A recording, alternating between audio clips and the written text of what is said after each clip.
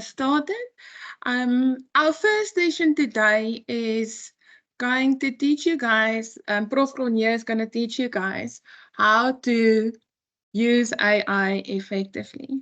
He is sitting in Portugal, and he will be doing his presentation from there. I'm very honored, Prof. Cronje, to have you here, and thank you for doing doing this for us.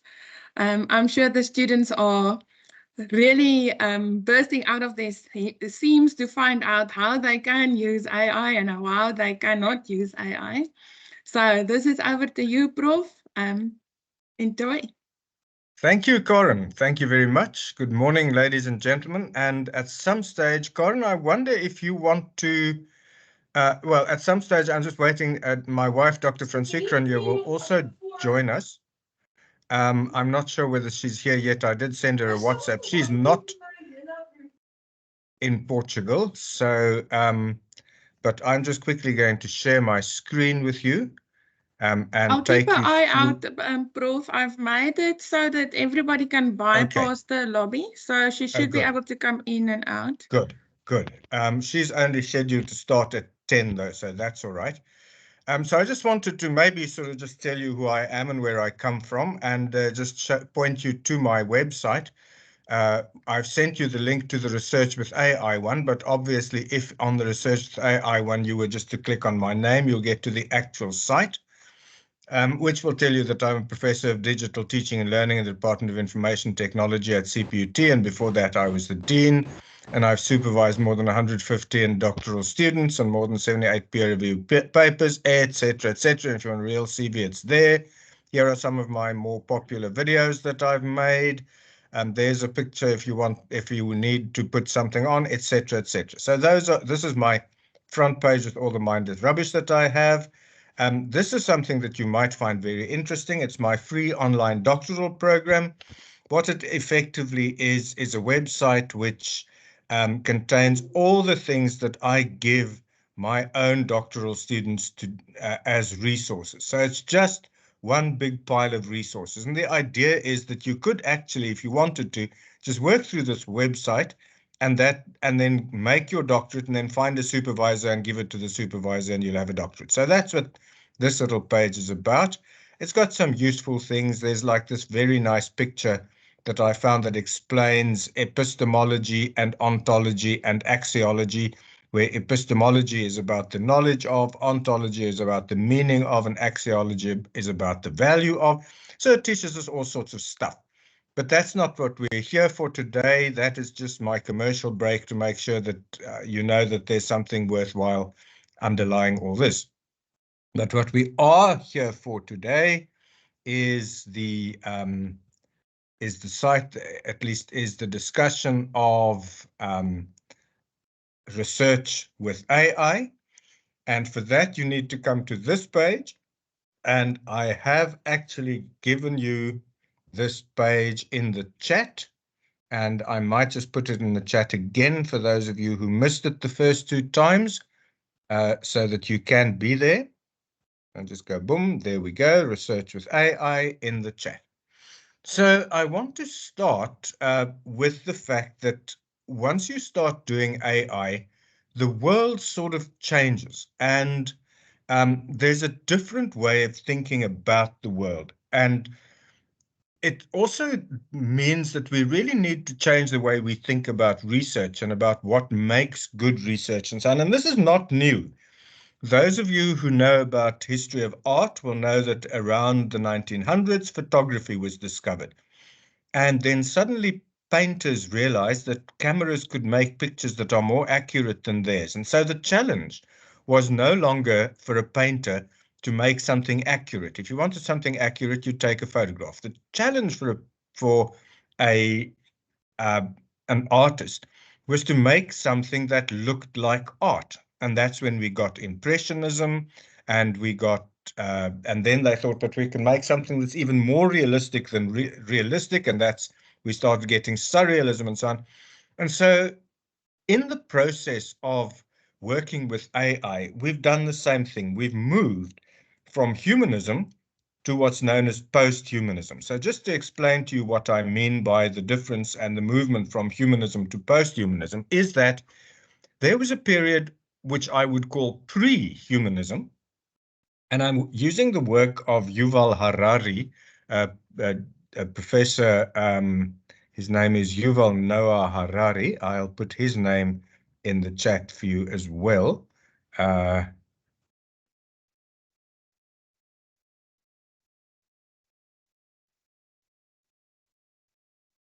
There we go. There's his name in the chat for you now. And Professor Harari points out that about 30,000 years ago, maybe, humans were just another animal species.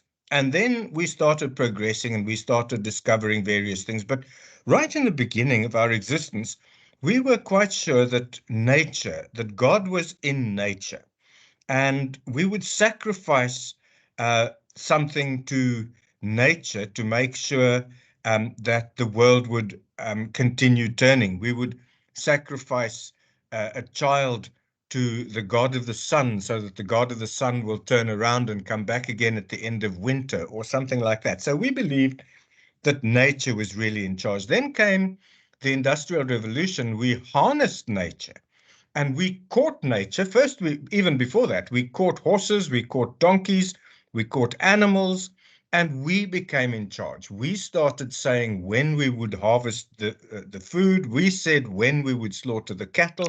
And so we started being in charge. There's somebody who needs to mute quickly. And then as the world progressed, we started getting more and more in charge by harnessing nature. And as this started happening, nature started getting cleverer and cleverer, because one of the machines we made was the computer.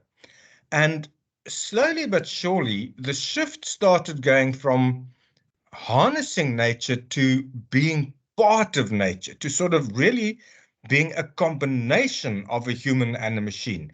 And you can think of the early combinations of human and machines as a bicycle. That's half human, half machine fused together, and it doubles the speed at which we can travel. And then machines started getting electronic. And then in 2019, towards the end of 2019, nature said, you know what? Up to now, I've been part of you here, but nature said, I actually want to come back and be in charge. And nature made one rule, and that was stay away from each other for at least 1.5 meters and wear masks, or I will kill just enough of you to scare the living daylights out of you. And then for 2 years, nature was in charge 100%. Every now and again, the president would come in the evening and say, ladies and gentlemen, we've got a new way of serving nature now. We're going to stay at home, etc. And then we started using the machines to beat nature again. And we started using the machines in the way in which we're using them right now. We started communicating via Teams. We started communicating via Zoom. We started communicating via WhatsApp. And suddenly we became a part of the machine, because right now, I believe, somewhere in the corner of your screen is my face. I am actually sitting inside your computer, inside your workspace. So what you are seeing right there in front of you is a cyborg. You are seeing a, an absolutely fused combination between a human and a machine, and it's happening in front of you right now. I see Corin is horrified and confused and saying, wow, yeah, that's it. We are now part of the machine, and that means, and we call that post-humanism. Post-humanism is the concept that humans and machines are actually fused, and not just humans and machines, but nature as well, because of nanotechnology, because we know that we need nature to make vaccines, because we know that nature has said to us, listen, guys, you keep on messing with me, and I will just burn your forests down, and I will wash your houses away. And where there's the countries that abuse nature most, like the US with Texas and so on, they're getting most of the floods and things. So it's interesting that nature has made a comeback there. So what's happening really is a, a game of rock, paper, scissors, with nature saying, I want to be in charge, humans saying, we want to be in charge, the machines saying, we want to be in charge. And the machines, when we started working them, how did they get in charge? They said, you know what? We're going to divide you into the vaxxers and the non-vaxxers, and into the maskers and the non-maskers, and the Trumpers and the non-Trumpers. The machines kept on splitting us, because that way they got the only currency that is still valid today. Because now that we have Bitcoin, which is not nature, remember the currency used to be gold, which is nature. Now the currency is Bitcoin, which is not nature, it's the machines. So, so the real true currency that we have left is human attention. That's what people are fighting for, attention. And the machines divide us to try and get that attention, and we try and find all sorts of other ways of getting that. Now, there is a person whose work you can really read about post-humanism, and I'm quickly going to put her name here. You can do that later. Her name is Rosie Bray. If you can get hold of Rosie Braidotti's work, she has an agenda for post-humanism, is a thing that she published. If you refresh on your side, then it'll update as well. So meanwhile, we're back here, and we'll go back to view published site. View published site. There we go. And so what I'd like you to do now to make this interactive, I notice on your questionnaire, it said, are you an active learner? So I'm going to give you an opportunity to be an active learner, because I'm going to take you through one of the theories that I believe explains best how we should be operating in a post-humanist world. And that is rhizome theory from Deleuze and Guattari. So if you click there, you'll find a form. If you type in the identifier of the form, if you type your email address, I'll probably put you on my mailing list, and you'll get notifications of conferences and things that I arrange. Otherwise, put any other thing there, and I'll leave you alone. And then you'll have a form here of 6 characteristics of the rhizome. And as I talk, I'd like you to go through it with me, and to just see the extent to which, from not at all to yes, my goodness, this is so true, that we have here, how you experience that. So as I take you through rhizome theory, please give an indication of the extent to which you are also experiencing rhizome characteristics. So let's start with what rhizome theory is. Rhizome theory says that once upon a time, we believed that the world was a branching tree structure. You had the boss at the top, and then you had these branches, and then with the sub-bosses. And at a university, we know that. At the top is the vice-chancellor. Under the vice-chancellor is this SRC president. Then are all the deputy vice-chancellors. Then are all the deans and directors. Then are all the students. And right at the bottom are the academics who actually do the work. And Deleuze and Guattari said, actually, no, that's not true. The world is not a branching tree. The world is much more like a clivia plant. We are all South Africans. We understand a clivia. A clivia has an underground root, and it connects. And when conditions are good, it pops out. And when conditions are not good, it goes away again. And if you want more clivias, you take an existing one, you break in half, and you plant it again. And every clivia is collected underground with every other clivia, and that we call a rhizome. Other examples of rhizomes are mushrooms and ginger plants and so on. Those plants that have underground stems, and that we don't even see their stems, it's just leaves that sort of pop out of the ground.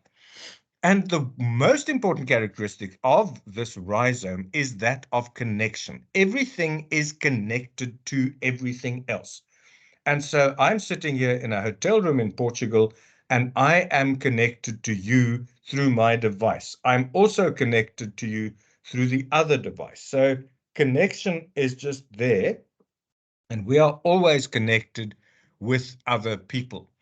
And also, knowledges are connected to other knowledges. And this is something that we really, once we start working in a post-humanist and a, what's the word I'm looking for? In a post-humanist and artificially intelligence-driven thing, we notice that everything is connected to everything else, because that's how large language models work. They know we try and teach them absolutely everything. And the more we teach them, the cleverer they become. And they learn more or less the same way as we do. If you think about a neural network is really a connection of lights that light up when something happens. And so we show the AI something, and a lot of lights light up.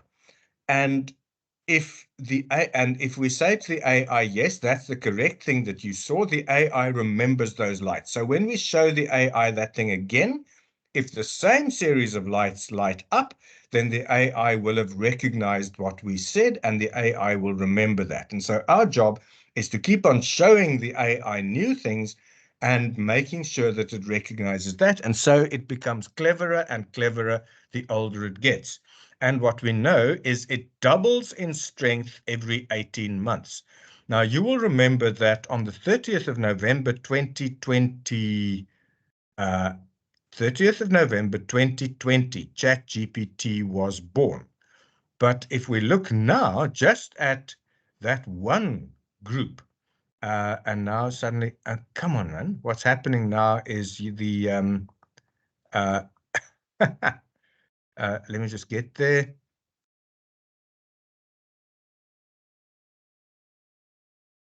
Yeah, if we scroll down here, we started with ChatGPT.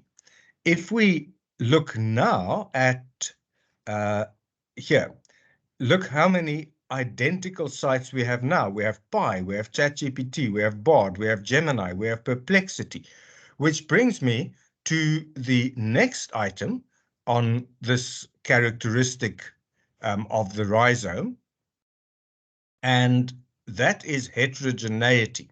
Heterogeneity means everything is different from everything else. So if I have two items in my hand, and I show them to you, say I'm at a hotel and I'm doing a conference and I find what I have right here in front of me, I have two cups, and you say to me, these are identical cups. And I say, no, they're not.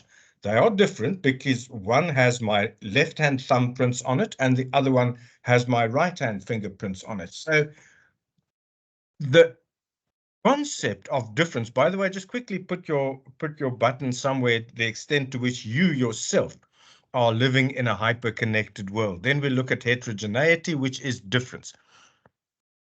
And in a world where motor cars are the same, everything seems to look the same, it is really important for us to look at difference.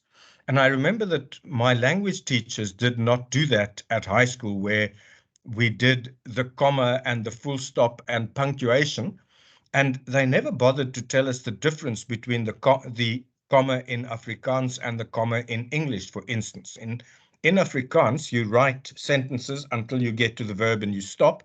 And whenever you get tired, you put a comma.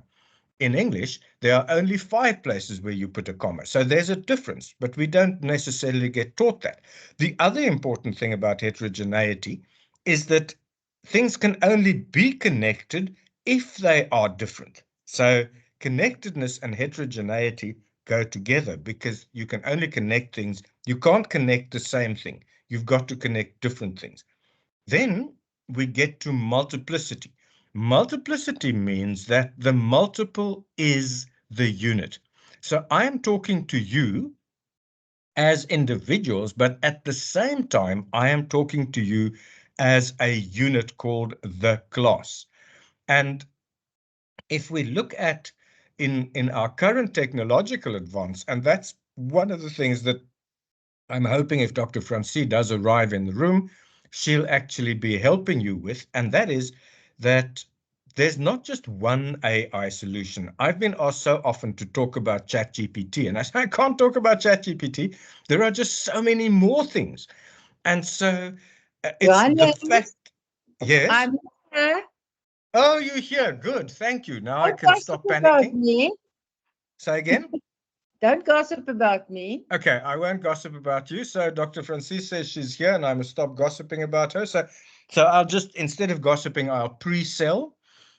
So what Dr. Francis is going to do later is she's going to show you that there are multiple solutions to various things. And when we look at AI, we look at the multiple that is the unit. The next one is called rupture, but it's actually so now please vote for heterogeneity and multiplicity. The next one is rupture. Rupture means if we break something off, then something new will grow. Those of you who are education people will know we call that teaching for transfer. Take something that you learned here and you can plant it somewhere else, some knowledge, and you can plant it somewhere else.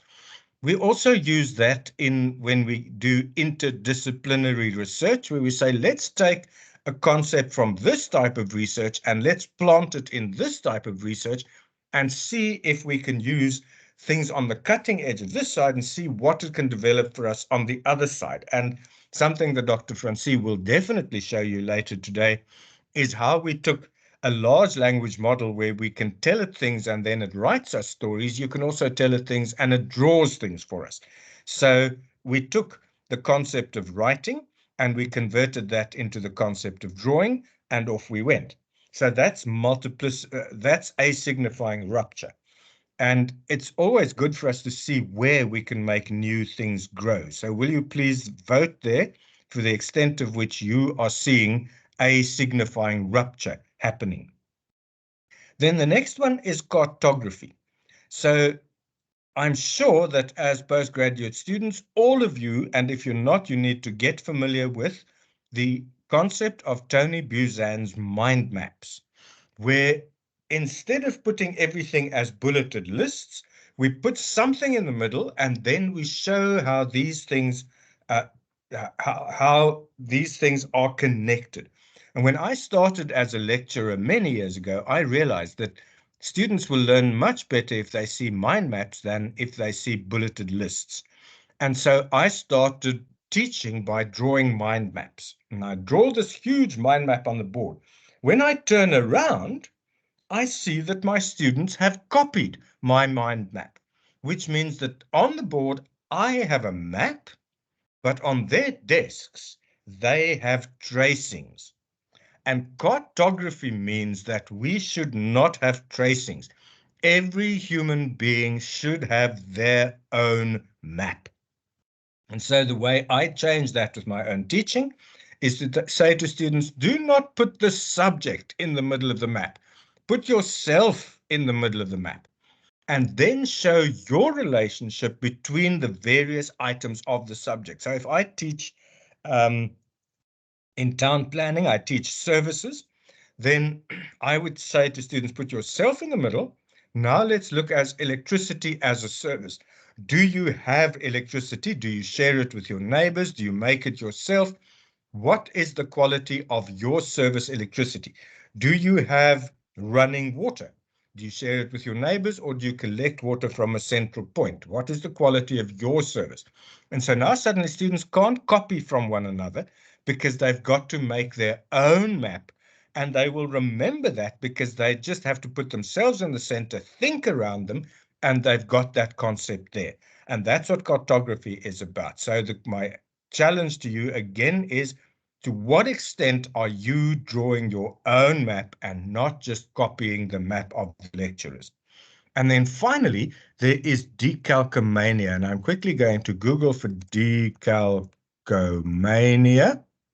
And I'm going to go to Google Images so that you can see what decalcomania means. And decalcomania is about endless decalcomania. Search again for the images. And here you can see them. Decalcomania is about making prints of things, which are called decals. And then what you find are these endlessly repeating patterns. And what you see with these endlessly repeating patterns is they're all the same and no two are the same. They're all the same and yet they're all different.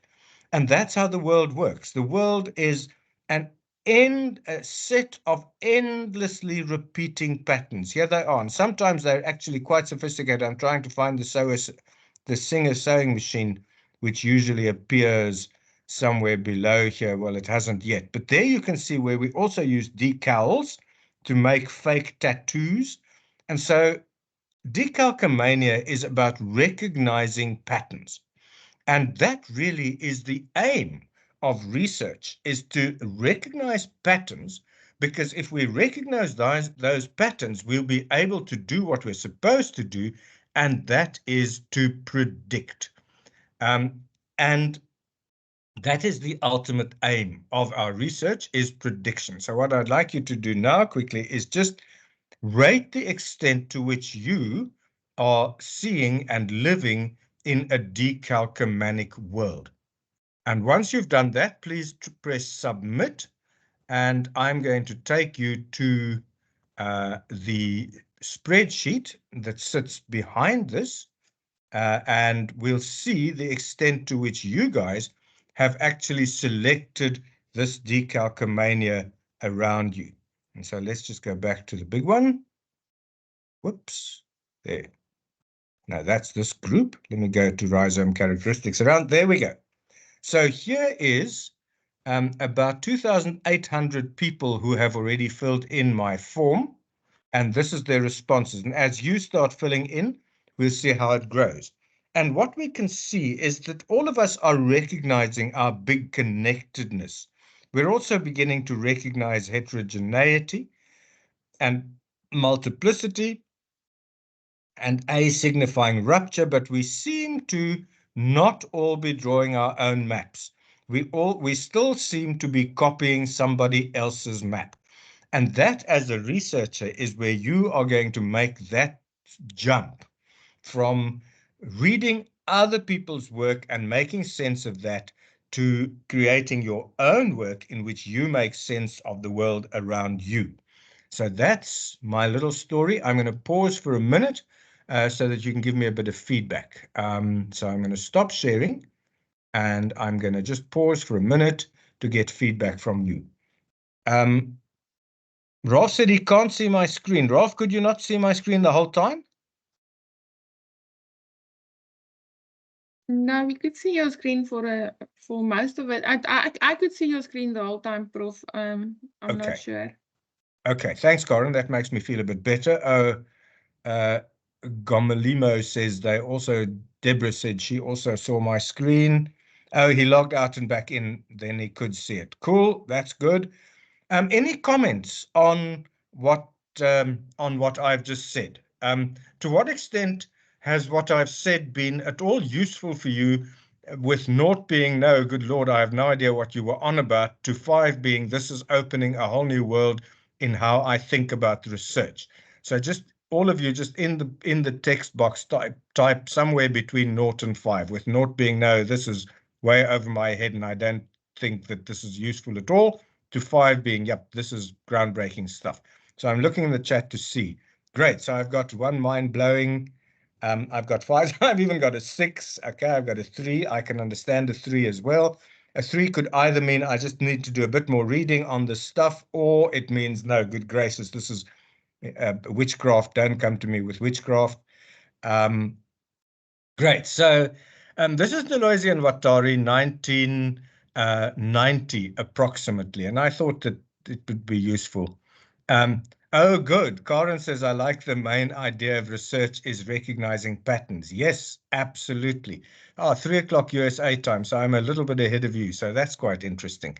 Great. Thanks very much, guys. So I'm going to continue then, and I'm going to share again, and I'm going to just take you to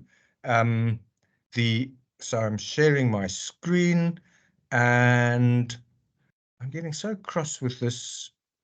The moment I share my screen, it brings up a little flag that says I'm sharing my screen. And the moment it does that, I can't actually see the bit that I'm sharing. So now I must get to research with AI. Oh, for goodness sake. Okay, I'm going to start from scratch here. Research with AI. There we are. And so that was rhizome theory. I'm quickly going to just touch on the other two theories that we need to look at. The next one is activity theory. And activity theory is just a nice way to explain that whole network. So I'm going to type in activity theory and show you what activity theory says. So activity theory says that a subject uses tools or instruments on an object to achieve an outcome. So there's our object, our unit of analysis is the activity. So the subject performs an activity on an object to achieve an outcome. To do that, they follow rules, they affect the community, and they have to divide their labor. There has to be division of labor. So you have, and within all these are related. And so students of mine who use activity theory look at how do humans use machines to achieve on objects to achieve outcomes. What rules do they have? How does it impact the community? What politics happen when they divide their labor? How do the instruments change them? And how do they change the instruments? So activity theory is a very useful way of underpinning if you're studying the tools people use. The other one I'm going to look at is called actor network theory. And actor network theory says that we are all actors in a network, and those actors can be both human actors and non-human actors. So I'll give you an example. If we're sitting in an office and there's an open plan office and there's a door, and at some stage, somebody opens the door and does not close that door again. Now the person whose desk is closest to that door is destabilized because I can't do my work because you've left the door open. So I have to leave my workstation and go and shut the door again. So there's a tension in the network. You're the actor who caused the tension. I'm the actor who is tense. But what we can do now is, and the activity was leaving the door open. So you can see that a non-activity can be an activity. Not closing the door is the activity that made me cross. What we do now is we bring a non-human actor in. It's called a spring. We put the spring to the door and it'll shut the door for us, and suddenly the network is restored again. And so what we do is we look at what are the human actors, what are the non-human actors, and what are the tensions that appear in that network. So again, I'm going to leave that for you to read. It's all in Wikipedia. And as you know, that's the point of departure for you. You start at Wikipedia, but you don't use Wikipedia, the front page, and you never cite it. Instead, you go here to the back of Wikipedia. And there you start seeing all the correspondence that these people who wrote the page have with one another. And this is a much more intelligent part of Wikipedia to look at if you really want to, because now you start seeing who the people are who are contributing, where are the big things that are happening. And so here you get to deal with the intellectuals inside Wikipedia. So don't tell anybody I told you to use Wikipedia, because I will deny it. And then they'll show a video of this where it's quite clear that I do it, and then I'll just say, no, that was a deep fake generated by AI. So that's what you need to know about actor network theory and rhizome theory. So we'll get back to let's get back. I need to close some files here because I'm getting a bit stuck full of things. Let's close the rhizome. And let's close this one. And here we're back with research with AI. So the last thing we have to look at is the two types of approaches to ethics with AI. And the one type of ethics we look at is consequential ethics. And I like starting with AI. So consequential ethics is the sort of ethics that we look at and we say to ourselves, if the trolley is running on the, if we're standing next to the track and the trolley is coming down, I take it, Karen, that everybody is familiar with the trolley problem. If not, guys, just Google for the trolley problem. This is at the heart of our thinking about ethics. There's a runaway trolley and you're standing next to a signal. And the trolley is running off towards, it's going to kill 5 children playing on the track. But you're standing next to the track, and if you take this lever and you throw it to the right, then the trolley will turn to the right and it will run over one fat person sitting on the track. And so the consequentialist will say, yes, so I'm saving 5 children's lives in this process. And consequently, that's a good thing to do. And so if you're looking at consequential ethics, you need to say, is the effect of what I'm doing better or worse than my doing it? So when we're doing research, sometimes I have an interview with you, and I think that no harm will come to you. But during the course of the interview, you may discover, because I'm just asking about good or bad bosses, and you've always thought you had a good strict boss, but in the questioning, you discover that you've actually got a really bad boss. And so at the next meeting, you say horrible things to him and you get fired. Now, I said no harm will come to you because you'll just be at an interview with me, but you got fired. So the consequence of my ethics was way worse for you than for me.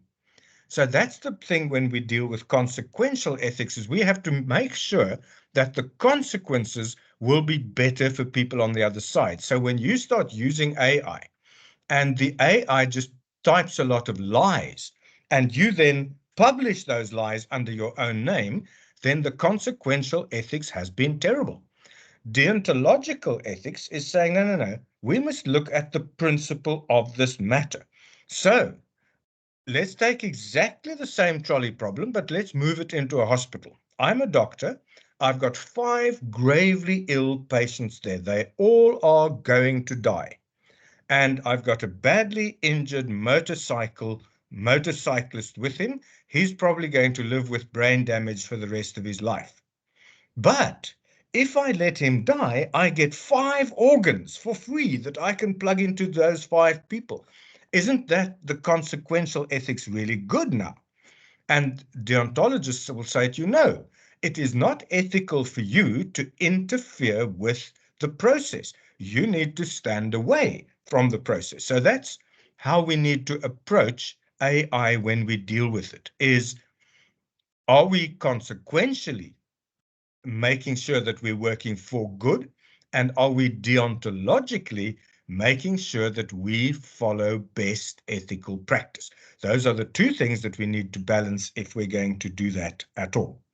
That takes us to a few minutes late, but I'm running a little bit behind, but I'm wanting to show you quickly a worksheet that I made. So I'd like you to download the Grow worksheet, and I'd like you also to download the Grow paper, because we are going to do some Grow work. So download the Grow worksheet and the Grow paper, but I'm just going to work. You can read chapter 6 later. So download the Grow worksheet and be ready to start working with it now. And so what I'm going to show you is a method that I use to use AI as a coach. So my paper that I wrote is called Exploring the Role of ChatGPT as a Peer Coach for Developing Research Proposals.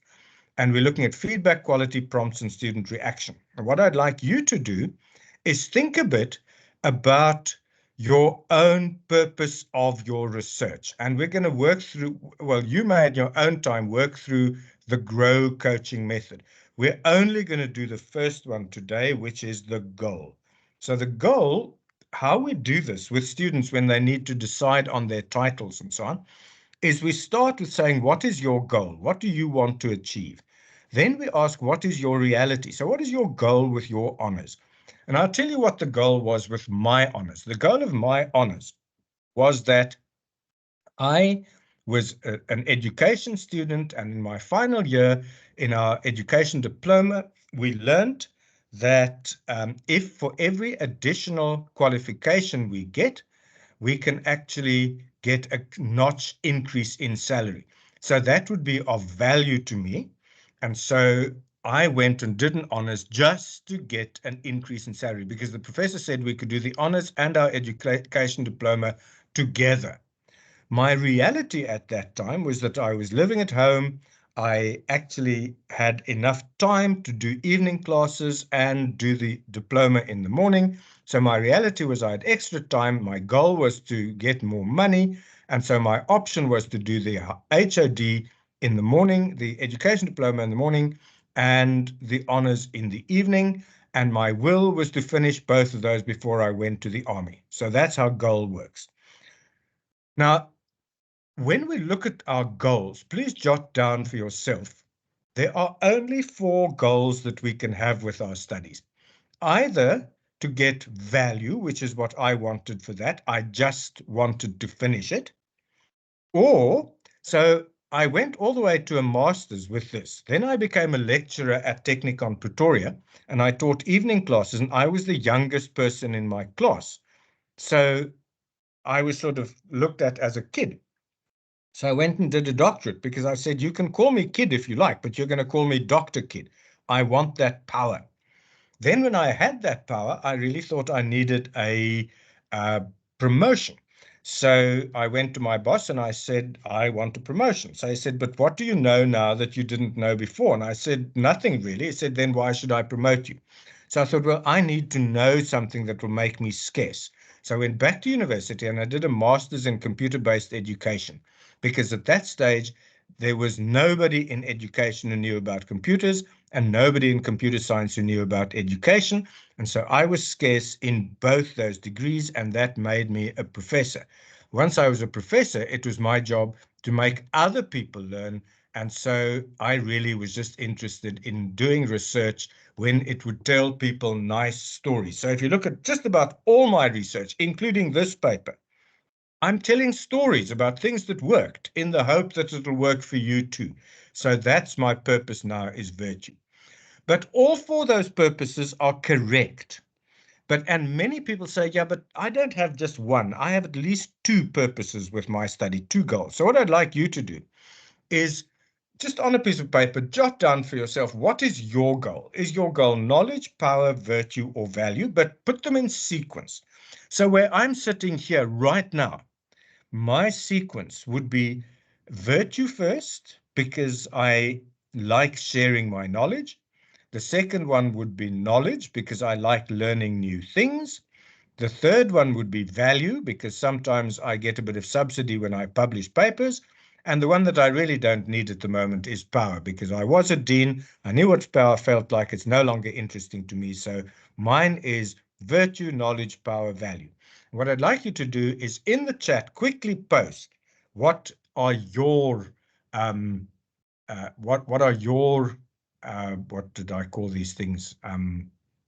Your goals: knowledge, power, virtue, value. And so I'm looking for the chat. Let me open it up to see whether you are typing. Right, just in the chat, let's see knowledge. Can you put them all 4? Knowledge, power, there we go. Knowledge, power, virtue, value. Power, knowledge, value, virtue. Good. Let's have some more. I've got a value there. Knowledge, virtue, value, power. I like that. So Karen wants to learn more, but she also wants to give more. So that's cool. Somebody's got knowledge and value. Right. So now I want us to access any AI of your choice. And here is let's go back and we can see which AIs you can choose. Here they are. You can choose Pi, you can choose ChatGPT if you're familiar with ChatGPT. You can use Bard, you can use Gemini, you could use Perplexity, or you could use You. I'm just realizing that I gave the wrong name here. I'll have to go back and see what I did wrong there. But I'm going to use Pi because I like Pi. And so what we're going to say to Pi is we're going to type a little command prompt into Pi. We're going to prompt Pi to help us with something. And what we're going to prompt Pi to help us with is to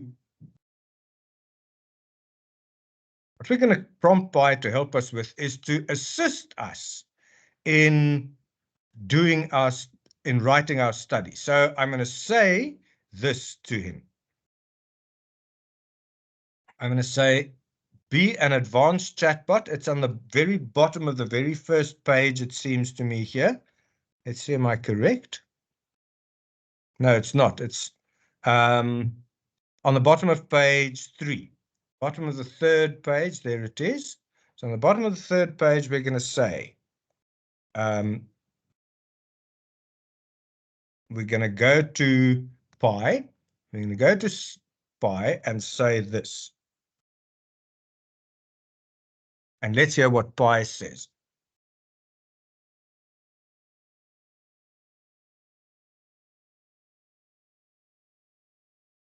Right, now I will say the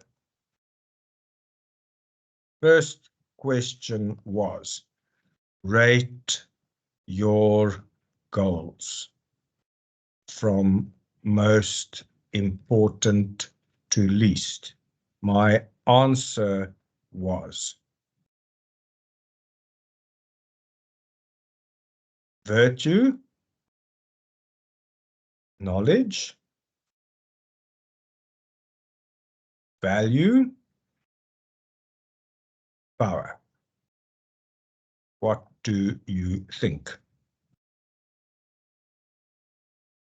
And let's see what Pi says to us.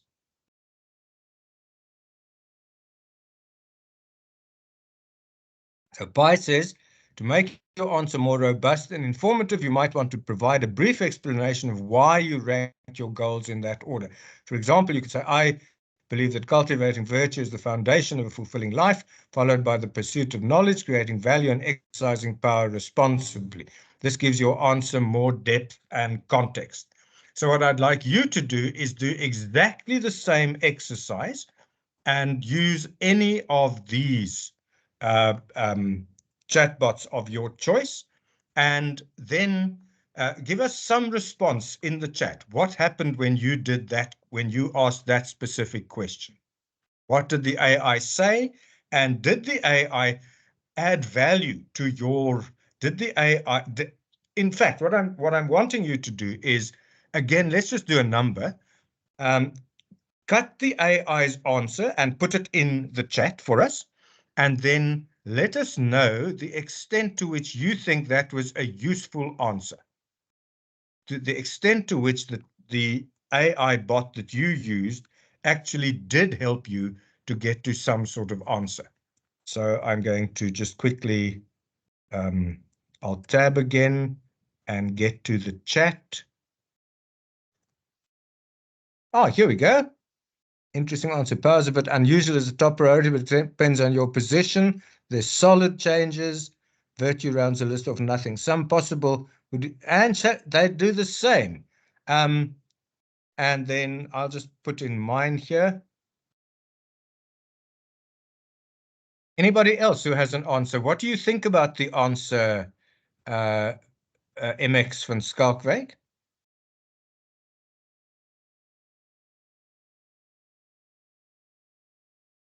Rate the usefulness of your answer. Just give me a 1 to 5 of how useful you think that answer was.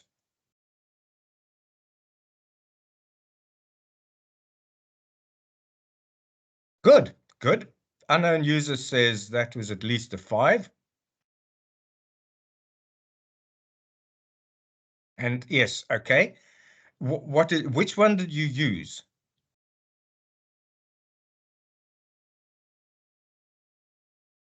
Right, so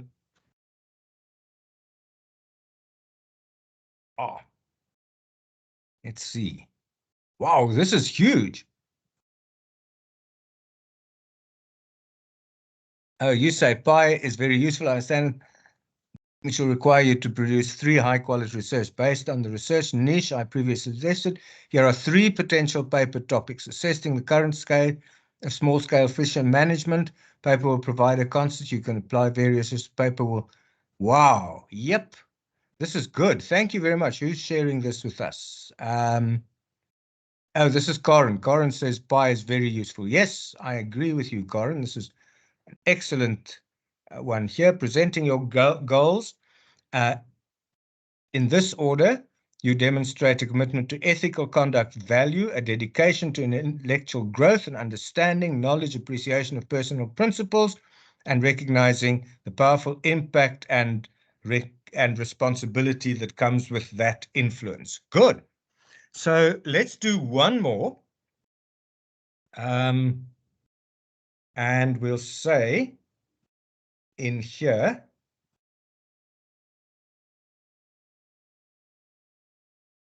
the question is for me to state my research problem aim as a single sentence. My answer is the aim of my research is to explore the use of WhatsApp in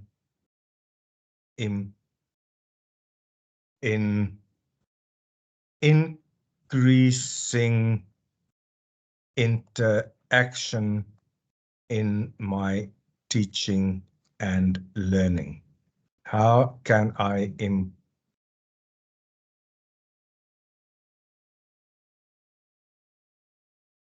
yeah, let's just leave it there and see what this one says.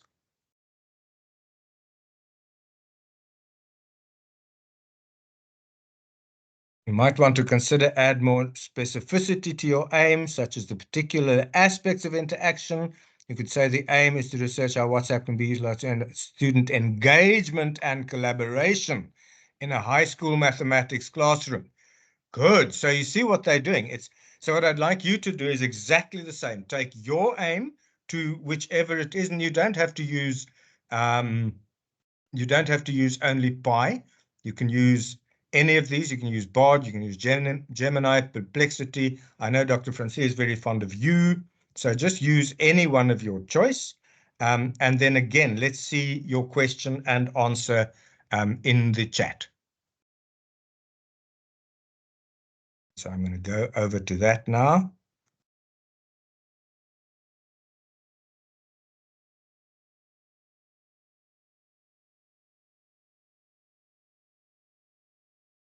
This is very nice.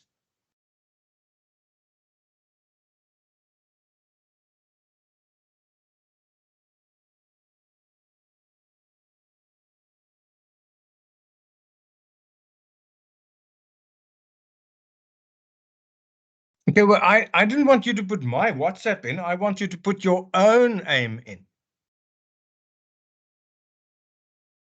Let's see how it improves your own aim. Remember cartography? You need to draw your own map.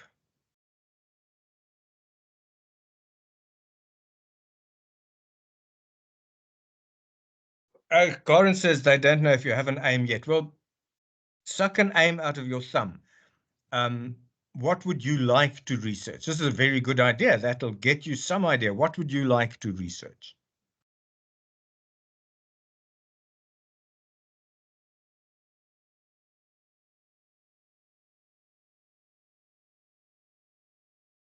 Okay, this is still on the previous one, following that with knowledge and power. Okay, that's very nice. So what I suggest you do, if you haven't got an aim yet, take the sort of course that you've done best at, the assignment that you've done best so far in all your studies. Take your best assignment and convert that into a research problem. So the aim of, so say for instance, your best assignment was to analyze Romeo and Juliet and see what it was worth. So let's do that. I'll do that for you.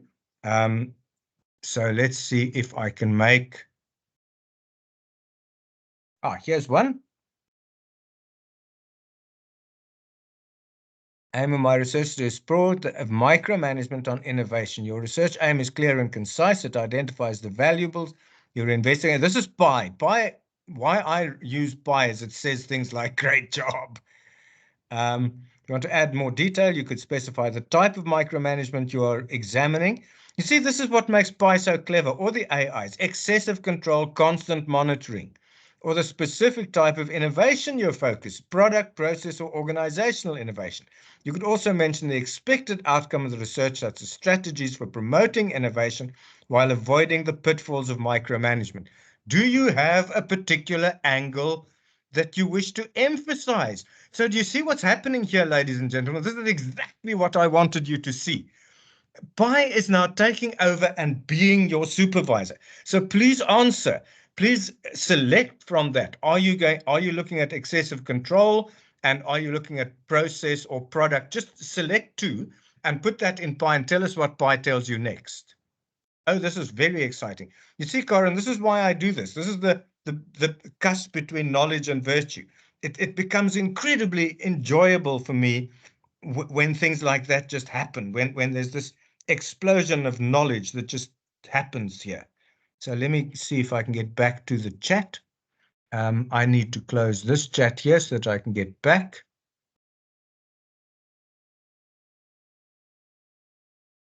Specify, yes.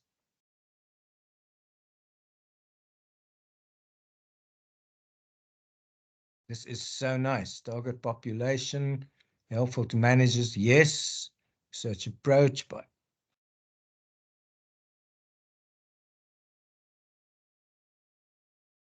wow.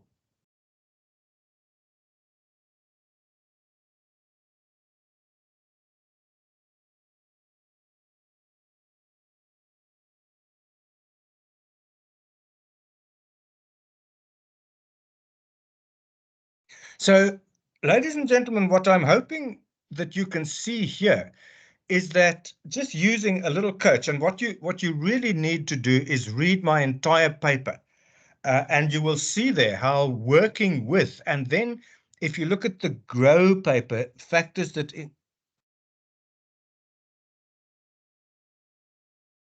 let's go back. I opened the wrong one.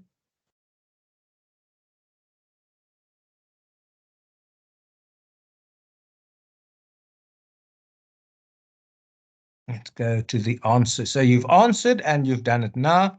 It's excellent. With those specifics, type micromanagement, and I'd like to focus on, here's a revised vision. Aim my research to explore the effect of excessive control as a form of micromanagers on organizational innovation in business organizations. Statement clearly communicates the valuable. Now, do you see, ladies and gentlemen, that by the time you get to your supervisor with a proposal, once you've thrown it through this, and that's why you really need to have a look at these other two things of mine as well. Read chapter 6, because chapter 6 will explain the whole concept of the coaching that we're going to. Then work through the whole worksheet where you use those questions, use Pi to refine those and reflect on that. And then you'll get the paper. And when that's done, believe you me, you will have had such good coaching through this that you'll be able to give your supervisor a more than distinction paper. But what you'll also notice if you do what I've been showing you here is it will be your own research. You could see here that the whole conversation that you had with Pi there, that was completely ethical from a consequential perspective. You simply used AI to refine your own goals. Nobody got damaged in the process. And deontologically, you were not committing plagiarism. You were interacting, you were giving, getting. So I'm wanting to model with you ethical use. Ladies and gentlemen, I have 1 minute left before I want to introduce Dr. Francie, and she's going to blow your mind. So I'd like us just to quickly, on a scale from 1 to 10, if you could, and you could just make any other comments, but on a scale from 0 to 5 at least, how do you then reference this work? That hasn't been referenced. You can say you should have a little paragraph saying ethical use of AI. And then you say, I use I use Pi and use the following prompts. And if you go to Pi, you can actually see all your prompts will be listed on the side. Or you can say to Pi, please make me a list of all the prompts that I gave you. Please make me a list of the last 10 prompts I gave you. And you just take those and you post that in. So you can then say to your supervisor, this is what I told Pi. Yep, Karen says you add it to the methodology. Under the methodology section, does this mean I can upload your research project for grammar check and not be detected as plagiarism? Well, no. What you have to do is detect for plagiarism anyway. You want to make sure when I write things, I ask ChatGPT or whichever it is that I'm using. I ask them all the time, please paraphrase that. Please take this paragraph and organize, put similar items together and write more concisely. I do that all the time. But then I put it through an AI detector to see whether it looks like AI writing or whether it is me. So if you could, I'm really enjoying the interaction we have in the questions. Mind blowing, we learn every day. Yeah, isn't it amazing how you can just make yourself, because what you'll notice, I think the name of my talk is Research with AI. Remember that you are now, whether you want to or not, you are now a cyborg. Ladies and gentlemen, I'm going to ask Dr. Francis which AI detector is safe to use. I use Turnitin. It gives me a lot of stuff. Where do we draw the line when using AI? Let's discuss that at the end, but I'll tell you what the easy answer to that is. Anything that you could logically, yeah, you can get advice from AI on your referencing. Anything that you could ethically ask an assistant to do. Anything that you could ask an assistant to do ethically, you can ask an AI. So you would ask your mommy to read through your work and make sure that there are no mistakes and that the grammar is good. If you'd ask your mommy that and your mommy will do that for you, there's no problem with that. I could ask a research assistant to check that all the references are lined up and aligned. That is something that I could give a research assistant. I could ask a research assistant to organize references in terms of which is the most relevant to the least relevant, what I'm looking for. I could ask a librarian to give me the top 10 articles in the field. All that I could do. And so consequently, thank you very much, Nomslamsa. I could ask an assistant or a librarian or a secretary or a high school kid to do, I could ask AI to do that. Anything that I could not ethically ask. I couldn't say to my research assistant, write me a literature survey and I'm going to cut and paste it into my article, because then the research assistant needs to be the second author. And you cannot use ChatGPT as your second author. You then have to find other ways of making sure that you do that. So I'm going to ask Dr. Francis to open her camera so that I can introduce you to her. Dr. Francis Cronje holds a Bachelor of Fine Arts from the University of Pretoria, a Master's in Digital Art from WITS, a doctorate in Media Studies from the University of Cape Town, and a Master's in Education cum laude from the University of Stellenbosch. So she's been to as many universities as she has degrees. Her work at the moment is she is an academic development editor. Her job is to assist students to write in a language that their supervisors can understand and assist and to translate the supervisor's comments into a language that doesn't make the students cry so much. So that's the job that Francis does. There was a hand up. Can you put that just as a text question, then we can deal with that. But I actually want us now to focus on what Dr. Francis is going to talk to you about, and she's going to talk to you about the discovery phase. At the moment, it was interesting. You don't quite know what you're wanting to do because you don't know what's been done already and what's out there. And that's really what Dr. Francis is going to talk to you about. So over to you. Hello, everyone. So you hear dogs barking and you'll maybe see someone sort of moving behind me. and some hammering because I'm on a building site. Johannes escaped to Portugal, so he doesn't have all those distractions. But what I'm going to do today is to show you some maybe more mind-blowing things that will, Rod, you say you can't wait for your research. You'll start with this, and then unless you keep yourself quite motivated, you go into this very big Alice in Wonderland hole that can drag you in very quickly. So you must be very, very disciplined with yourself. But I'm the good cop, so that's what Johannes meant with research development editor. I wipe the tears and get people back on track and tell them that you can do it. You're actually, if you just order it a little bit, it's quite logical what you're saying. So that's my day job. That's what I'm showing you today is a little bit of a hobby for me and a distraction from all kinds of other stuff. But I'm just going to show you some bells and whistles, or not even bells and whistles, really groundbreaking stuff that you can use very comfortably while you research. And just always keep in mind that you've got to make it your own. You are the brain here. It's not your computer. It's not the World Wide Webs. It's you. So make sure that it's yours. So I'm going to share my, oh, Johannes, I can't share. Give me 2 seconds. Sorry? Karen says give her 2 seconds. Thanks, Karen. Okay. Sure. So let's rattle on then. Done. From there. Oh, there you go. Okay, I'm going to share, and I can tell you my screens are much more populated than Johannes's, just because my brain is much more scatterbrained than his. Can you see my presentation now?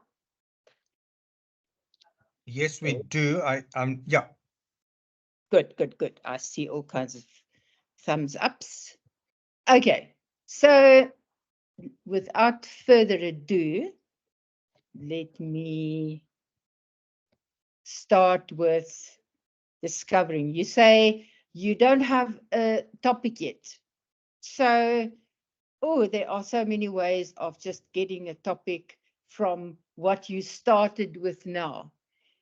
Keep in mind, while we're just going through all these tools, that just keep in mind what you've been having in the back of your mind about what Johannes told you about.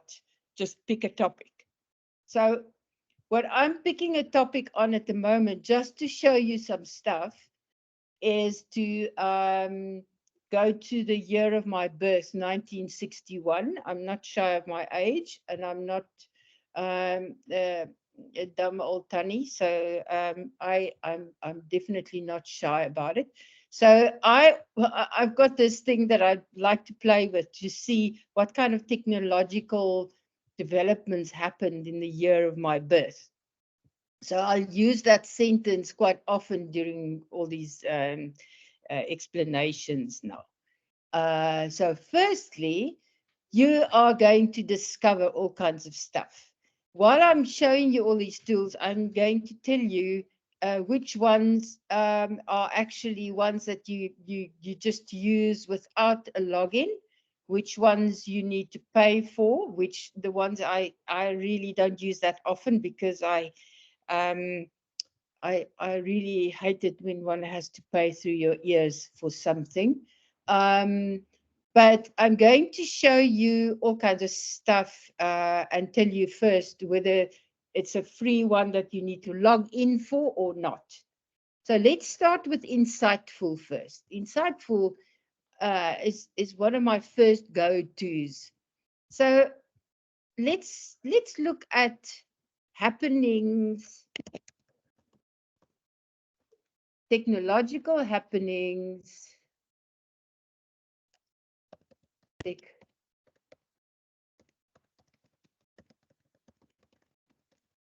in 1961. Let's see what happens.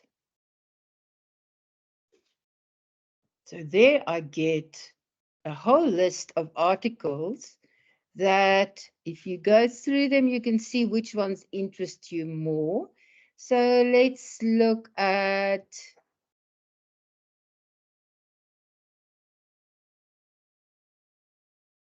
you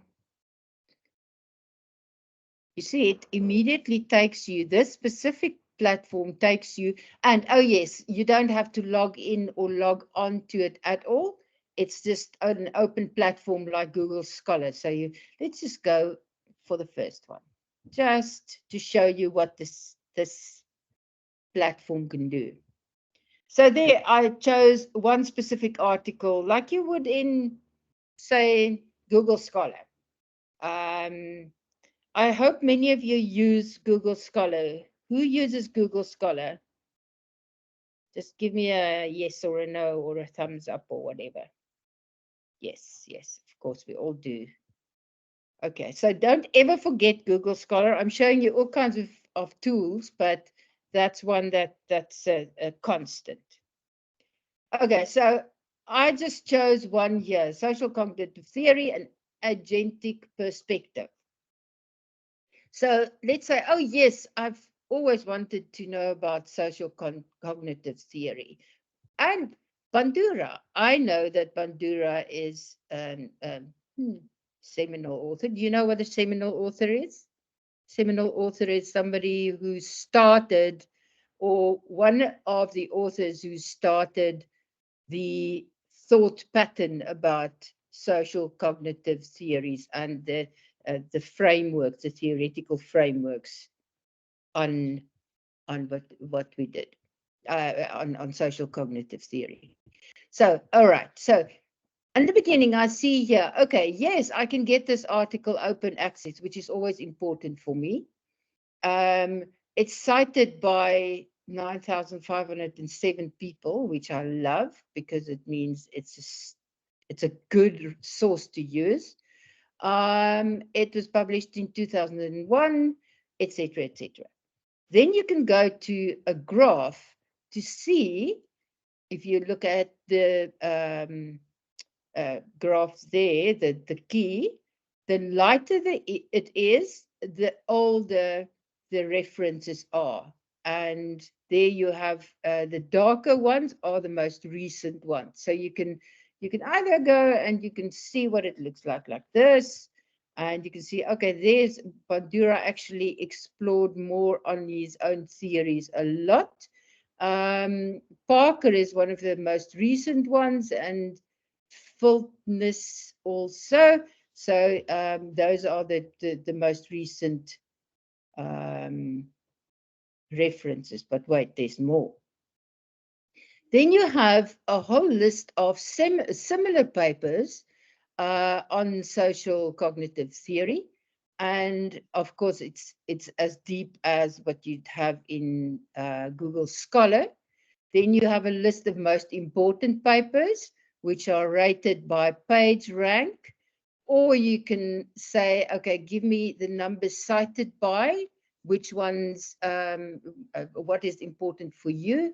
And the year published, say I'm looking specifically at literature that's recent.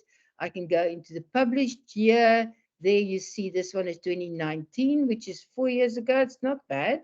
So yeah, I can go and go to all those. Then review papers. Don't ever forget the use and the goal of a review paper. A review paper is basically what somebody else would have gathered for a literature review. And it's supposed to be analytical and synthesized, and it synthesizes all kinds of stuff that that's been previously done, and look at it whether it's worth a while or not. So those are very important, and you can also toggle between these different questions about it. Then you've got recent papers by the top 100 authors. Zenzele, sorry, where do you share, ma'am? What do you mean with that? Is there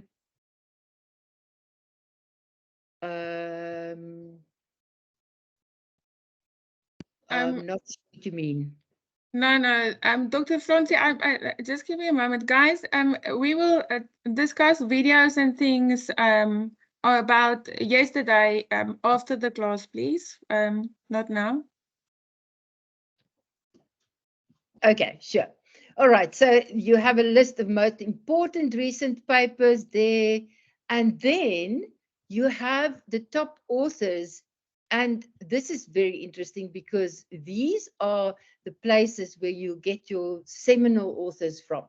So when you start writing up your research, you need to make sure that you've got, if you look at your theory, you're always going to have a balance between seminal authors in your references, most recent authors, and the depth of the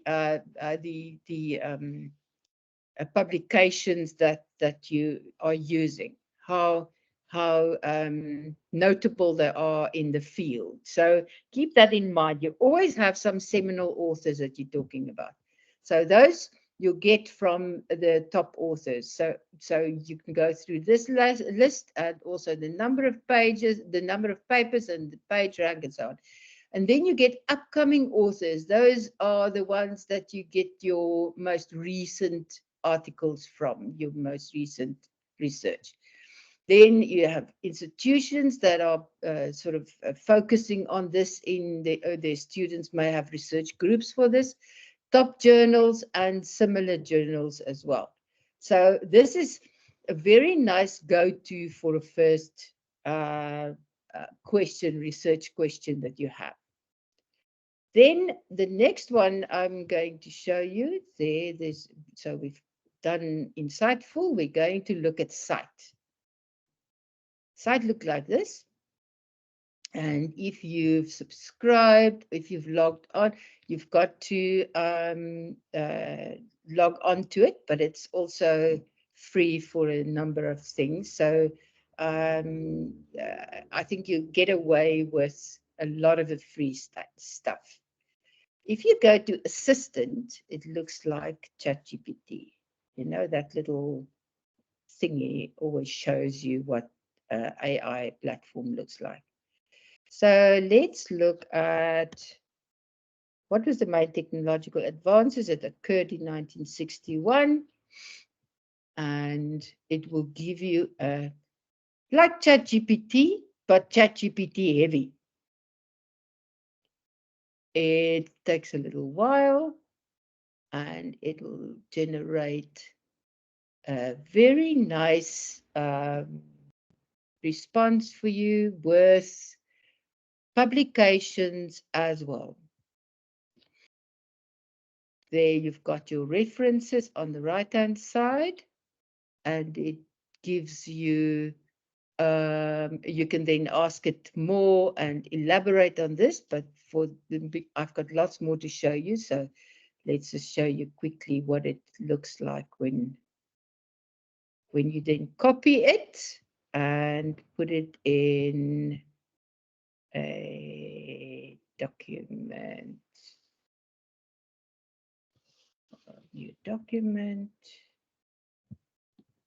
and I'm just going to put it in here, and there you have what they've ordered for you with the references. And in this referencing, you can ask, you can order it into any of the main referencing conventions that you'd like to have it in. And you get that here. You can say, I want references from year ranging like this, and publication types, citation style, the length of the response, how many publications they need to consult for you, whether you need specific journals or all of them, and so on, and then you can apply it. So there you've got, so that's quite useful. Then you can also go back to your history and see what you've asked previous times. So this is a nice platform. Next one is consensus. So I already put it in there. This is also one you don't have to log into. And it gives you specific articles. And if you then click on it, you see a little abstract about it. And you can go and find it in Semantic Scholar, which we'll talk about now. And all kinds of what the citations are. No, that's the next one. So if you then want to use this, let's go back to, you can save it. And you can save it to my favorites, or you can create a new list. And then you're done, and you can later open your favorites or whatever you saved and find the papers there. So you've already got a list there of things that, because the main thing when you start collecting your literature and looking at things, you might in a month's time say, what was that thing that I really liked when I began looking at stuff? And if you don't order it somewhere, then you're going to forget. The next one I'm showing you is Paper Digest. Paper Digest looks like this when you open it. And if you then click on literature review, you can ask the same thing. Oops, no, something different. You can then either choose question answering. So let's, I've just got my main question I want to ask.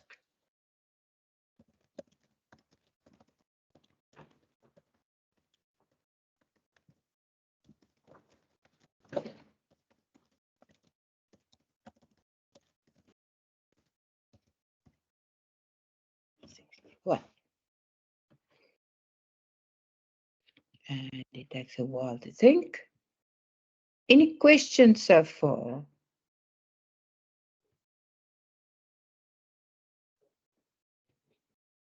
Is this useful so far? It's so deadly quiet. Okay, okay, at least I know that you are listening. Right, okay, so there's a top answer. Main technological advances that happened during 61, the fusion of biotechnology and information technology, etc., and it also gives you a whole list of references that it used for this. So all these I'm showing you are very much what ChatGPT would have given you, or by, but with references. So that's very useful for me. I love that much more. So the next one I'm going to show you is Semantic Scholar. So when I asked Semantic Scholar that question, it didn't really give me an answer because it's not an AI question generating or answer generating like the previous ones. It will if you give it a keyword, it will give you some answers. Technology 1961. Search. Semantic Scholar is also one you don't have to log in for. So if you then just choose any of the lists, it's just like Google Scholar, but very intelligent. So there's also a whole list of stuff, and you can also save it. You can make your choices there as you did for Google Scholar. Then Paper Digest we looked at, but I'm going to show you the next slide is when you start reading. So Paper Digest is a good way to start reading, and the chat with PDF is another one that you will really be able to get into conversation with. So, but I want to show you Cite first. Cite is also one of my favorite go-tos. If you can say, okay, help me understand these results, and it will give you a little comprehensive collection of what you just asked for. Okay, so Cite, and it's also got, this is using what Cite has, it's got an assistant, that's the one we looked at now. And then it has, you can have your history there, and you can literally go add this little, oh yes, this is something I need to show you. This little key will, if you download, if you install this plugin onto your browser, say I'm clicking on that now. Let's see, I'm viewing the full text.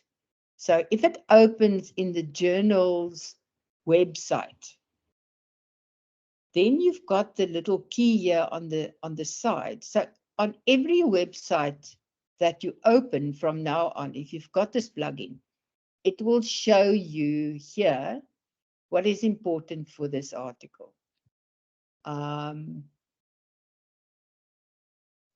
It will, you can go in, let me just see where, it's got a little hover button I want to show you. Yes, there. So that one says the number of mentioning citation statements about this work. If you click, you can read all those citation statements. There are no supporting citation statements, and there are, this is the first one, you get the number of publications cited in this work. Sorry, this is the garbage truck passing, so the dogs are going a bit wild. So if you then have this in your little citation there, you can always click on it and see exactly who cited what. And it also has that little question. That one is if somebody critiqued this specific work, you can see who that was and why they critiqued it. Somebody with a dissenting voice. That's very important when you need to make your literature review. Okay, so the next one is chat with PDF. It's that one. So let's put in Johannes's article in here. Coach chat PDF. I'm dragging it into this box. Ha ha ha. Let's see how clever Johannes was.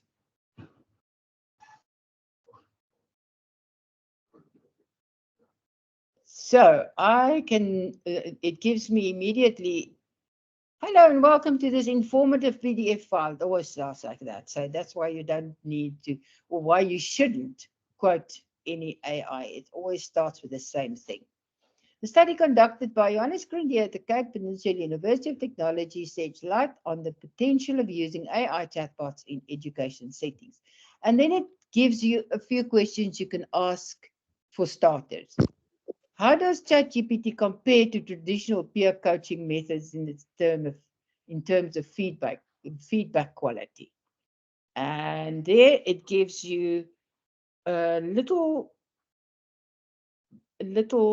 abstract of what Johannes said about how does ChatGPT compare to traditional peer coaching. What are the key findings? Let's ask you.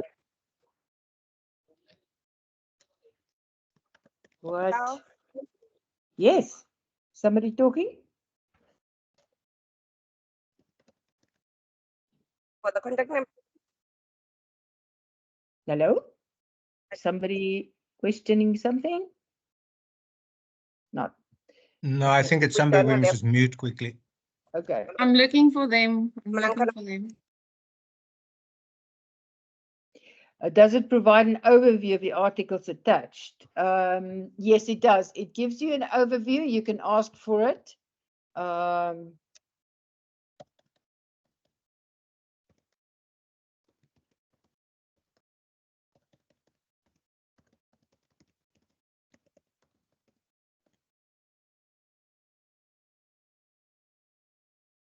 And there it gives you an overview. Also,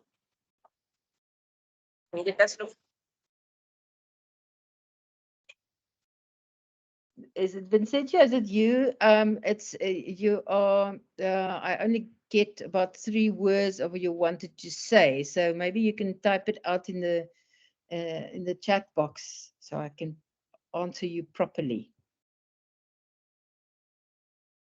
And then you can also ask. Let's throw a spanner in the works.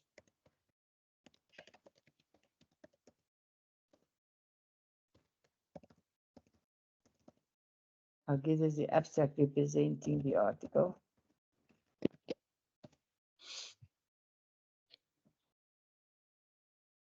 Gives a concise overview of the study, sets the stage, what is missing in the abstract.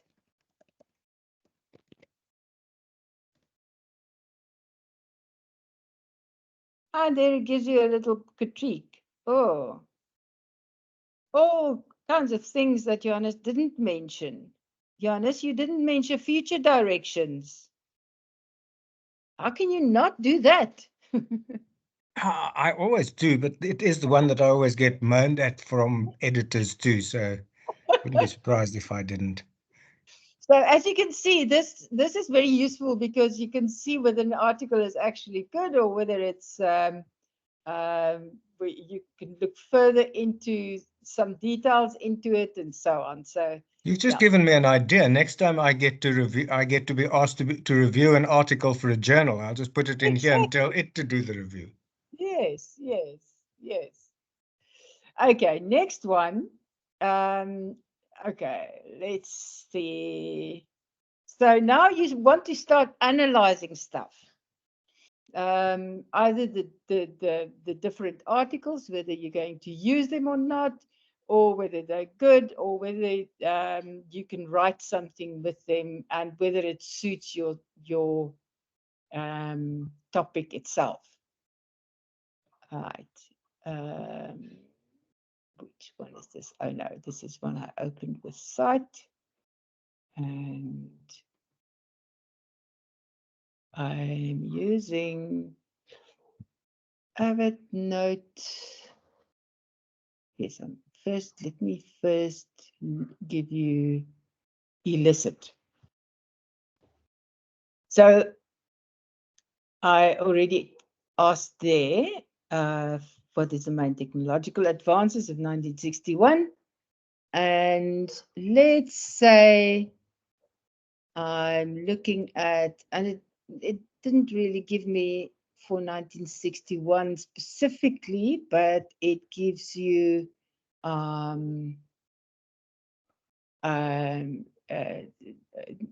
if you then prompt a little better, it will give you for 1961. So there you have, it starts with the general summary, and then you can ask more questions as you go along. You can also extract data from it. How are you going to reference the overview? You see, that's the trick of it. You don't use the overview as is, because now you're going to extract from it, and you're going to use only certain things that you find useful. So it will stay your own work. You're not supposed to use, say, an overview like that as its own. Johannes, maybe you can talk about that in ethical terms quickly. Okay. Just remind me of what you were saying, because I was trying to find the bus ticket back. Caught me out. Somebody asked, how am I going to reference the overview that I created now? Yeah, I wouldn't reference, I would not, again, as Karen said, in the methodology phase, I would say that I used this tool to analyze the document, etc. But the actual reference that you got there, I would not use. I'd paraphrase it, or I'd learn it off by heart and then find something else. But I would never just cut and paste out of something like this. Yes, yes. Okay. So, yes, do not use as is. Please do not. Go and use your own brain for this. So what I'm also going to show you now is this tool. It's also an open one. So if you ever use it as a data analysis tool, you must copy the URL of your data analysis and save it somewhere. Otherwise, you won't find it again because it doesn't come up again. It doesn't have a history or a memory. Voyant is very useful in lots of subjects, especially when you do qualitative data analysis, and you can do this with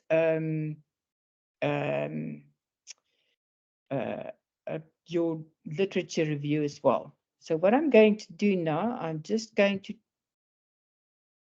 put Johannes' article in here, and I'll show you what you can do with this. Open.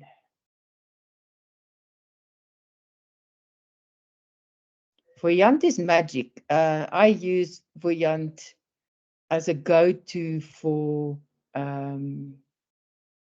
my interviews I want to analyze. Who of you are using otter.ai? Any hands? See whether you know what Otter is. Nobody. Okay, while we do that, while Voyant is thinking, I'm going to show you Otter.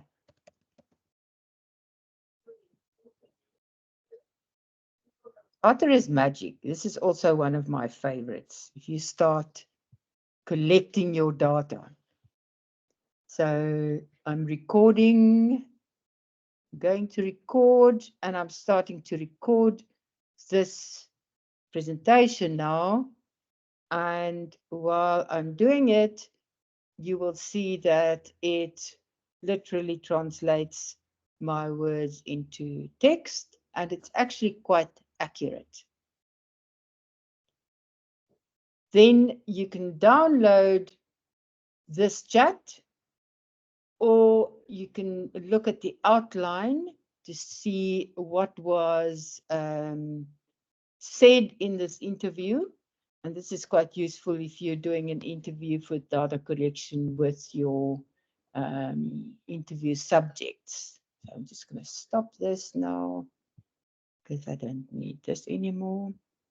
But as you can see, it's in real time, and you can also drag and drop any video in here, or you can play a video back, and you can ask it to translate it into text as well. So it's and then you can take that text and you put it into Voyant, and there are all kinds of stuff that you can gather from here. So here it gives you immediately a series, so that it has 5 sort of screens you open. And it gives you the most common used words, and you can ask it for words. It's the most common words it used, or you can add some words that you're looking for. There's the whole transcript. There's a whole article I just included there, and it gives you all kinds of corpuses with analysis of the words that's used. And here you can say you want the contexts, you want collocates, and you can also then have a whole list of, and you can export it into text, whatever you then find. In that one, you can look at what's the document terms, corpus tools. You have all kinds of ways that it will give you the words, summaries, topics, and so on. Document tools, visualization tools. Say I need a stream graph, and it'll give you the words that are the most common there, or your own words that you then included there.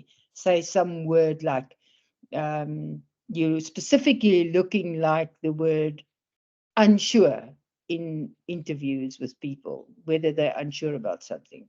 And then it will give you all kinds of ways to look at that word and see where you had it.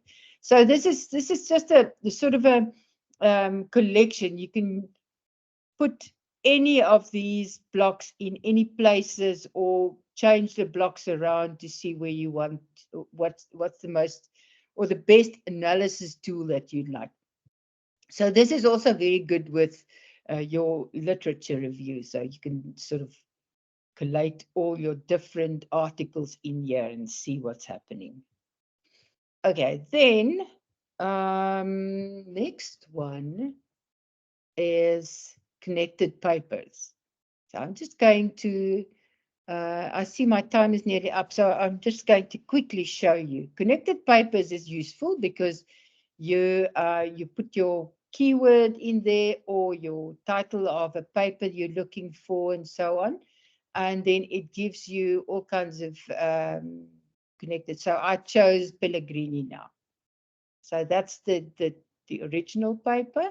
And then when you look there at the right-hand side, you'll see the whole abstract and what it means and so on.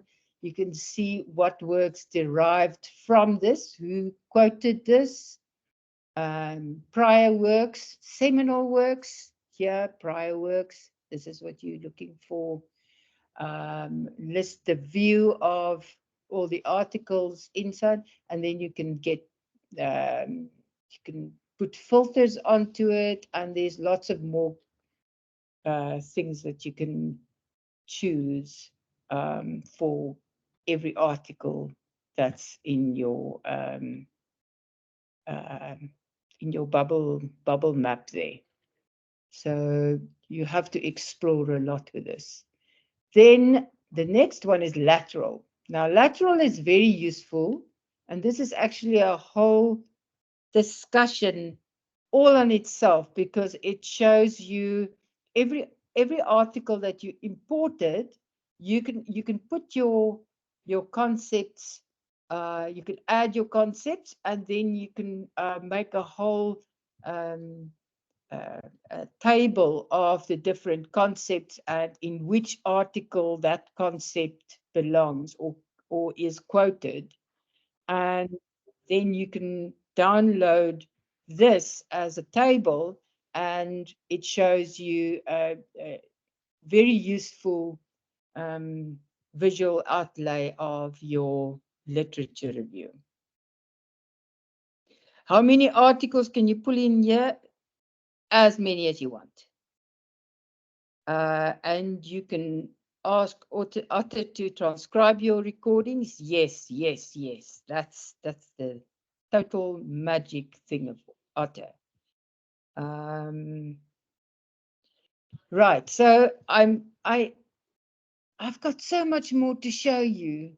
Karen, I need another 2 hours. We will pull you in for another 2 hours. I'm sure the students would love to listen to you for another 2 hours, Doctor. And look, Yeah. I mean, there's lit maps, there's research rabbit.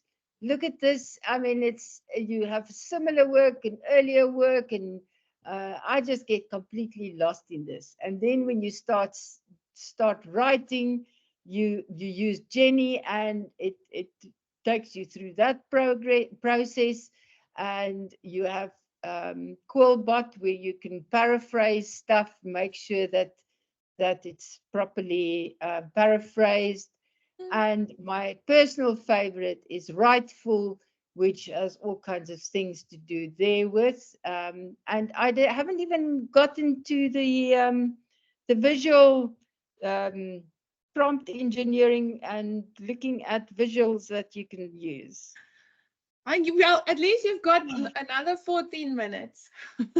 14 minutes. Okay. Yes. Okay. I'm going to show you my favorites. My favorite is lit maps. Aren't so much one of my favorites because they have a paywall on a very limited amount of stuff now, so you can only do a little bit. This is what you also get from Connected Papers, but this one, where is it now? Research Rabbit. Research Rabbit is useful because it is sort of bitmaps heavy. There you have, if you choose one on the bubble map, it gives you that selected, and it gives you the abstract, and then you can download the paper from there. If you then choose a similar work, it gives you a whole list of similar works, and then you go into that little rabbit hole. It's a real research rabbit hole. So it works, and you can also, what's important of all these platforms is that you can download the searches that you've made into very useful collections, either lists or CSVs or tables and so on. So you've never lost what you looked for. This one is Jenny. Ask Jenny that you write with. I'm not going to use that often. But I want to show you Writeful because this is a very, very nice way to shape your stuff. If you have written a lot of stuff and you're not sure whether you actually put it in the best academic languages, you can copy and paste it in here, and you can say academize it for me, and it will write it for you in academic language that doesn't sound like slang. This ChatGPT detector, GPT detector is one that I trust. It will give you, let's just, let's put Johannes' stuff in here. Abstract.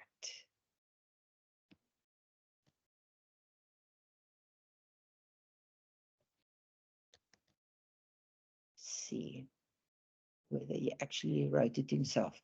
So it says 18% likely that this comes from. This doesn't mean that it is 18% of it written by AI.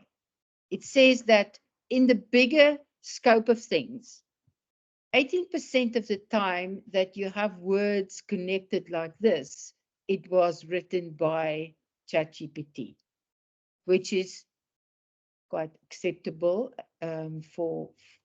I would start worrying if it's over 25% or so.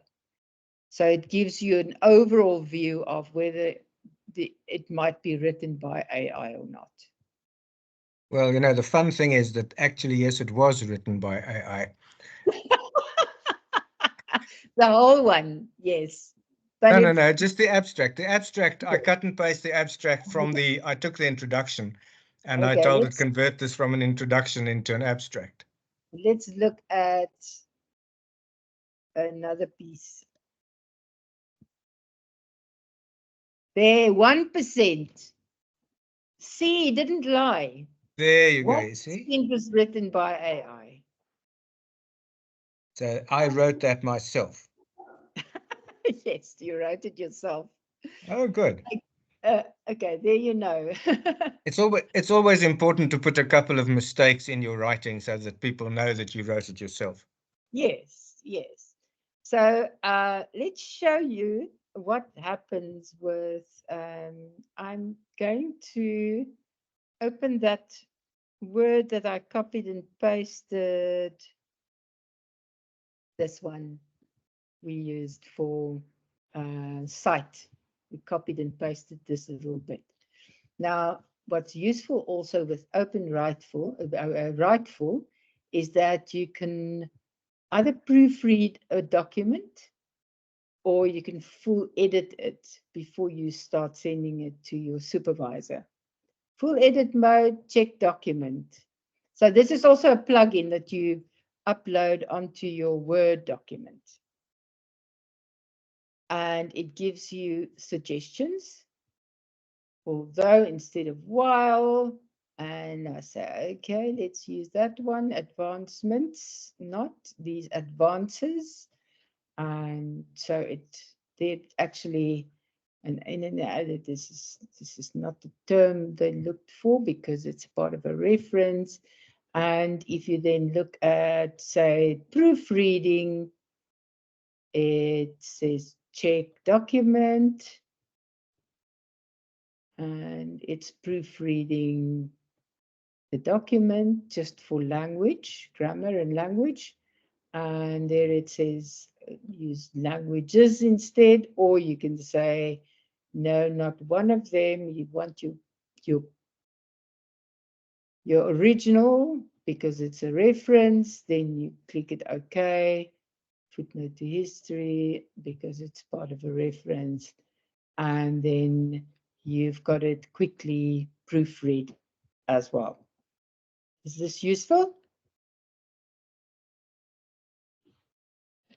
Any comments, questions?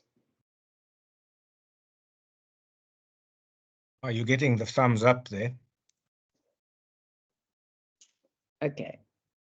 Right. So I think, Karen, I think the visual stuff, I don't know whether you agree, but I think might be for a next time because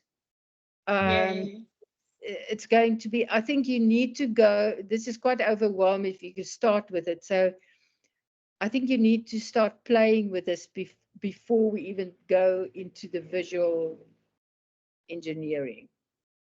No, definitely. Perhaps I will see I will speak to you on this afterwards, but perhaps you guys could just send us a breakdown of what to use for what type of thing. Yes. Yeah. That's actually on the website. If I can just share my screen, Okay. Corin, the website I made for you guys. Let me just go there.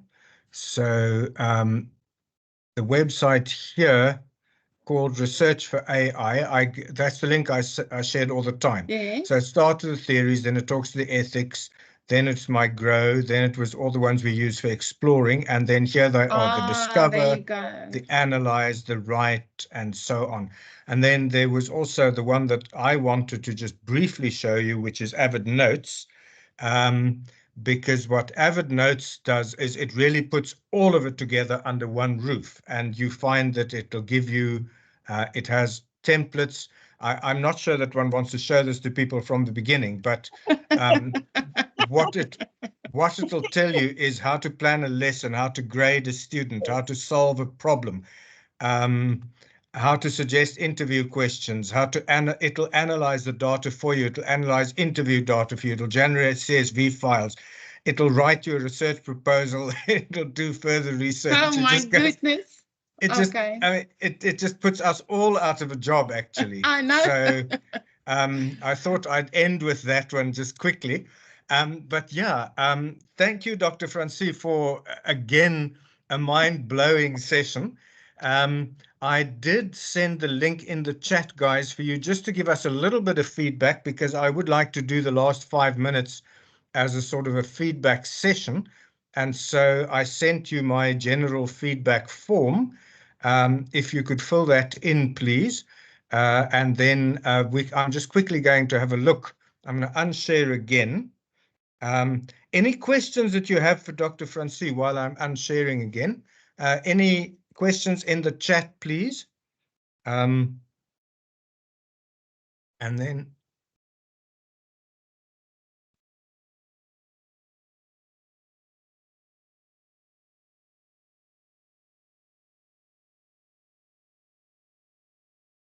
I think they're all playing. maybe if we're I'm really sure they lucky, are all playing. maybe if we're really lucky, they're filling in our feedback form. So I'm going to just quickly share the feedback, the back of the feedback form. I just want to hide names, hide columns B and C, and just get to the end and see if they are filling in our feedback form. Today is 12:03, so somebody says, wow, they liked everything, and then how we can improve, not applicable, and not, so that's good. I'm just quickly going to share the back of the screen so that you guys can see what you're not doing. So here we go. That's the only comment I've got. So here we go. Absolutely astonished by the possibilities. Certainly do more exploring. I think this is an update for a lot of things. I'm not going to answer this phone call from Chwani because it'll cost me too much. Things need to split up into a couple of sessions. Yeah, it's a lot of information to absorb. That is absolutely true. Yeah, it's a lot of information to absorb. Then demonstration of different sites. They want more time. Yeah, you see, this is the problem. One can spend a lot of time with this. I wish they would stop calling. I wish they'd stop calling me, and I wish I'd stop answering every time instead of canceling the call. Right, then more everything. They liked everything. So informative, knowledgeable. Thank you for a great session. Too little time. Karen, you can see the echo coming through here. Too little time, too little time, too little time. I can see the echo. They wanted you to come back. Yeah. Alas, we're going to have to come back. I'm going to stop sharing, and we have 2 minutes time. So that gives us time for me to thank you all very much for your support, for your participation. And I really hope that you can actually add this to your own portfolio, and that will take your honors studies to a level that will absolutely make it gobsmacked. Yeah, the video would be nice. I'd also like to have a link to the video. So thank you very much, everybody. Thank you so much, Prof. Thank you, Doctor. Thanks for listening to us. Yes, we are still here. Thank She you. said, thanks for listening. Thanks for listening. Okay, guys, on our way then. Bye-bye. Okay, thank you very much. Thank you so much. Okay, bye. Bye.